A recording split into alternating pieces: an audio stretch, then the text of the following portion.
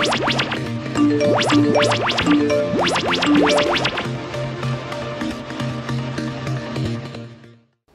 वैसे कहते हैं ना कि स्पेशलिस्ट का खेल है। आप बल्लेबाज हैं, आप गेंदबाज हैं, लेकिन क्रिकेट में जो हुक्म का इक्का होता है वो है ऑलराउंडर। ऑलराउंडर मसलन आज की तारीख में अगर आप देखें तो जिस टीम के पास बड़ा ऑलराउंडर है उस टीम को बड़ा माना जाता है। बेन स्टोक्स आज शायद दुनिया के नंबर 1 ऑलराउंडर हैं। ऑलराउंडर आज मैं बात करता हूं आपसे, आपको थोड़ा पीछे लेकर चलता हूं, और मैं ऑलराउंडर्स की परिभाषा इसमें तेज गेंदबाज और बल्लेबाज उनको रखता हूं। ऑलराउंडर्स की जब आप बात करेंगे, आज जैसे बेन स्टोक्स की बात करते हैं, सर गैरी सोबर्स से शुरू हुआ था। Sir Garry Sobers West Indies के मर्क्यूरियल प्लेयर, बहुत बड़े खिलाड़ी थे। वो बैट्समैन थे और एक वक्त उनका टेस्ट क्रिकेट में सबसे ज़्यादा रन बनाने का रिकॉर्ड था जो सर जेफरी बॉयकॉट ने तोड़ा। वही सर गैरी सोबर्स, उन्होंने 200 से ज़्यादा विकेटें भी ली थी टेस्ट क्रिकेट में। वो नया गेंद भी करते थे और जब गेंद पुराना हो जाता था वो लेफ्ट हैंड स्पिन भी करते थे और चाइना मैन भी करते थे, और कैच तो वो पकड़ते ही थे। तो सही मायनों में वो एक बहुत बड़े ऑलराउंडर थे। हालांकि उनसे पहले ऑस्ट्रेलिया के कीथ मिलर आए। कीथ मिलर के बारे में भी यही कहा जाता था कि वो जादुई ऑलराउंडर थे। वो ना सिर्फ तेज गेंदबाजी करते थे बल्कि उनकी जो बल्लेबाजी थी वो आंखों के लिए बड़ी अच्छी होती थी। उनके आप एवरेजेस देखें, उनका डेटा देखें, उनके स्टैट्स देखें। तो कीथ मिलर, उसके बाद सर गैरी सोबर्स, और उसके बाद ऑलराउंडर्स आते रहे जाते रहे, आते रहे जाते रहे। लेकिन 80 के दशक में लड़ाई थी 4 बड़े चेहरों की, 4 बड़े चेहरे। और अगर आप 80 के दशक की क्रिकेट उठाकर देखेंगे तो 80 के दशक में बात सिर्फ और सिर्फ इन 4 चेहरों की होती थी कि इनमें से नंबर 1 ऑलराउंडर कौन है। दोस्तों, आज न सिर्फ मैं उसके बारे में बात करूंगा बल्कि आपको एक टिप भी दे दूं। प्लेयर स्पॉट्स करके ये एक ऐप है जो आप देख भी रहे हैं। इसको आप फटाफट से डाउनलोड कर लीजिए, क्योंकि आप अपनी क्रिकेट की नॉलेज को टेस्ट कर सकते हैं, क्विज खेल सकते हैं, लाइव क्विज खेल सकते हैं। और आज जिस ऑलराउंडर्स के सब्जेक्ट पर मैं बात करूंगा वो लाइव क्विज आप खेल सकते हैं। और उसमें मजे की बात यह है कि ना सिर्फ अपनी क्रिकेट की नॉलेज को टेस्ट कर सकते हैं बल्कि हर रोज आप पैसे भी जीत सकते हैं। आप कई लाख रुपए का इनाम हर रोज जीत सकते हैं। और ज्यादा से ज्यादा दोस्तों को अगर आप रेफर करेंगे, वो डाउनलोड करें, जो कि आपको स्पोर्ट्स तक के इस चैट के लिंक में जाकर, आपको वो डिस्क्रिप्शन लिंक में जाकर वो लिंक मिलेगा। आप उसको डाउनलोड करेंगे, उसके बाद वो खेलेंगे तो आपको उसका भी इनाम मिलेगा, आपको उसके भी पैसे मिलेंगे। तो ना सिर्फ अपनी क्रिकेट की नॉलेज को टेस्ट करेंगे बल्कि आप इनाम भी जीत सकते हैं। और आज जो ऑलराउंडर्स पर सब्जेक्ट है उसमें 4 नाम कौन से हैं आप समझ गए होंगे। Kapil Dev, sir Ian Botham, Imran Khan, sir Richard Hadlee. ये 4 बड़े खिलाड़ी थे और ये चारों तेज गेंदबाज थे और चारों ने कई रिकॉर्ड तोड़े। 80 के दशक में हालांकि वनडे क्रिकेट बहुत ज़्यादा नहीं होती थी, तो मैं अगर पैमाना सिर्फ टेस्ट क्रिकेट को ही रखूं तो आपको सुनकर हैरानी होगी कि ये चारों जो ऑलराउंडर्स थे अपनी अपनी टीम में वो बल्लेबाज के तौर पर भी खेल सकते थे और तेज गेंदबाज के तौर पर भी खेल सकते थे। और इनमें से सर इयन बॉथम को शायद सबसे बड़ा ऑलराउंडर माना जाता था। सर इयन बॉथम ने एक वक्त पर गेंदबाजी का सबसे ज़्यादा विकेटें लेने का रिकॉर्ड भी बनाया था। डेनिस लिली का रिकॉर्ड उन्होंने तोड़ा था। और सर इयन बॉथम ने 5000 से ज़्यादा रन बनाए, 1400 बनाए और 383 टेस्ट विकेटें थी। लेकिन हमारे कपिल पाजी किसी से कम नहीं थे। इन चारों ऑलराउंडर्स में सबसे ज़्यादा रन उन्होंने ही बनाए, 434, यानी कि सबसे ज़्यादा विकेटें भी उन्होंने ही ली। और ये भी हकीकत है कि वो सबसे 8 टेस्ट मैच भी उन्होंने खेले। और कपिल पाजी क्योंकि भारत की तरफ से खेलते थे, पहला ऐसा तेज गेंदबाज जिसने भारत की तरफ से जाकर नया गेंद न सिर्फ किया बल्कि दुनिया को डराया भी। और उनकी कप्तानी में भारत वर्ल्ड कप भी जीता था। लेकिन जब कहते हैं ना कि गेंदबाजी में सर रिचर्ड हैडली का कोई सानी नहीं था। एक वक्त कपिल पाजी ने जब रिकॉर्ड तोड़ा था तो 431 विकेटों का रिकॉर्ड सर रिचर्ड हैडली का ही था। लेकिन सर रिचर्ड हैडली को ऑलराउंडर कहते तो थे, लेकिन उनकी सिर्फ टेस्ट क्रिकेट में 2 ही शतक थे, यानी कि शतक उनके बहुत ज़्यादा नहीं थे। और अगर आप ऑलराउंडर की परिभाषा में देखें तो सर रिचर्ड हैडली ज़्यादा बड़े गेंदबाज थे, बल्लेबाज बहुत ज़्यादा बड़े नहीं थे।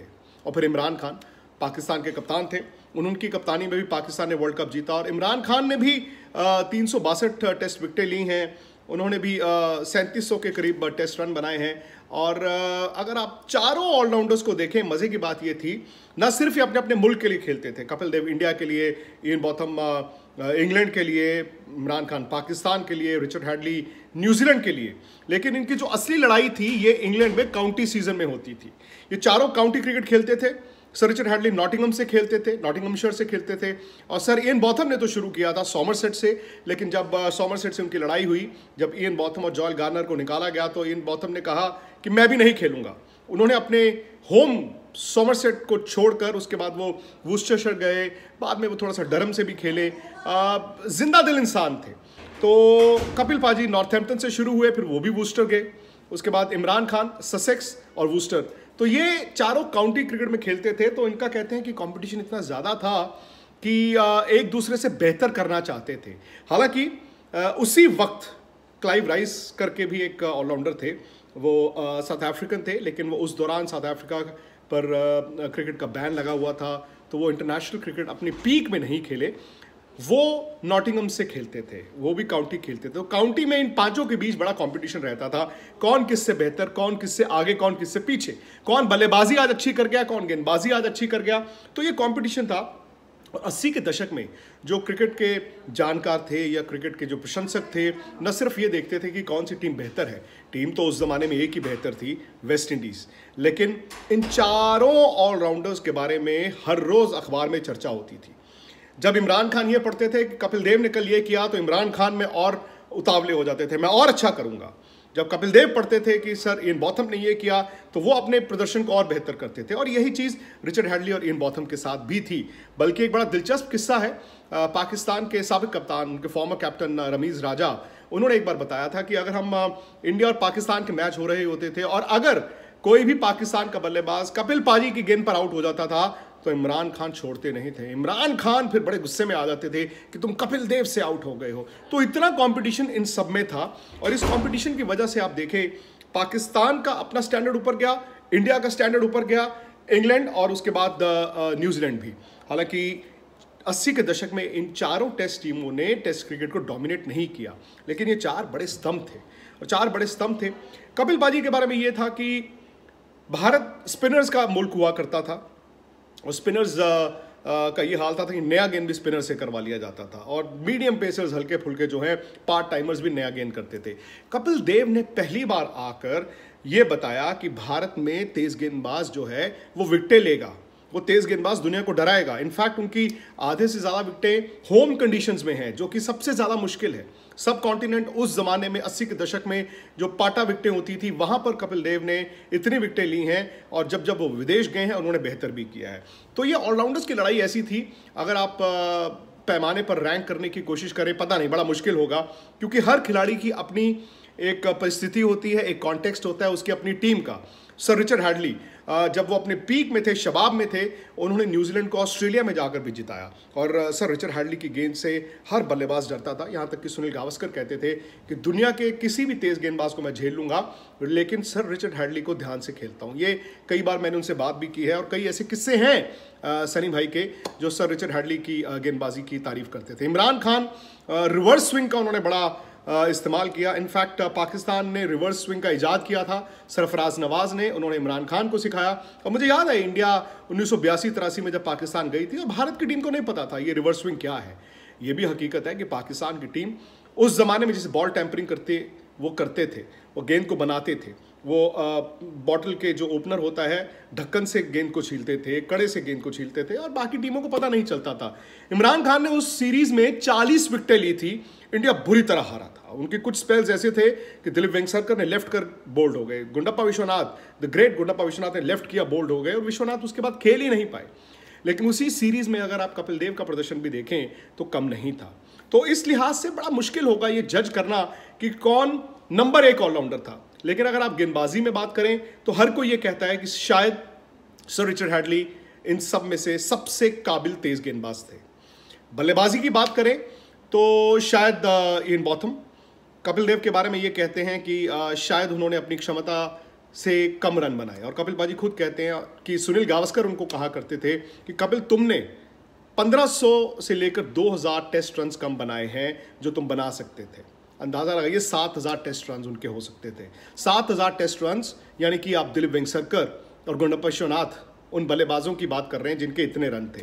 तो इतने बड़े वो खिलाड़ी थे, और भारत के लिए तो खैर कपिल देव जादुई खिलाड़ी थे। और अगर आप अपनी नॉलेज टेस्ट करना चाहते हैं कपिल पाजी के बारे में, तो आप फटाफट ये जो प्लेयर स्पॉट्स मैंने आपको बताया है, ये ऐप डाउनलोड कीजिए। आज आप लाइव क्विज खेल सकते हैं कपिल पाजी के बारे में, ना सिर्फ अपनी जैसे मैंने कहा नॉलेज टेस्ट कर सकते हैं, बल्कि आप तो इनाम भी जीत सकते हैं। बड़ा मुश्किल है, हालांकि अगर आप दुनिया की ऑल टाइम टेस्ट 11 चुने, किसको चुनेंगे ऑलराउंडर के तौर पर? क्या वो सर गैरी सोबर्स को चुनेंगे? क्या आप कीथ मिलर को चुनेंगे?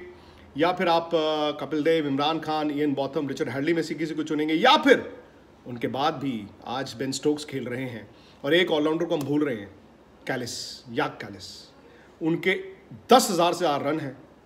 विकेटों के लिहाज से उनकी विकेटें देखें, उनके कैचे देखें, नंबर्स के हिसाब से तो कैलिस जैसा कोई नहीं, लेकिन जो इम्पैक्ट इन 4 ऑलराउंडर्स ने 80 के दशक में दिया था, उसने टेस्ट क्रिकेट को जिंदा रखा।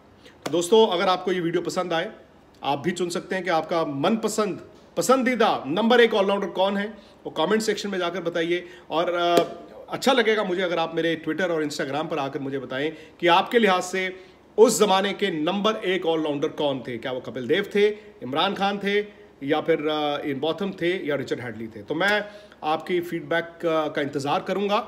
इसी तरह के और वीडियोस भी बनेंगे, लेकिन आप फिलहाल वो ऐप डाउनलोड कर लीजिए, डिस्क्रिप्शन में जाइए, लिंक है, और फटाफट से खेलना शुरू कर दीजिए।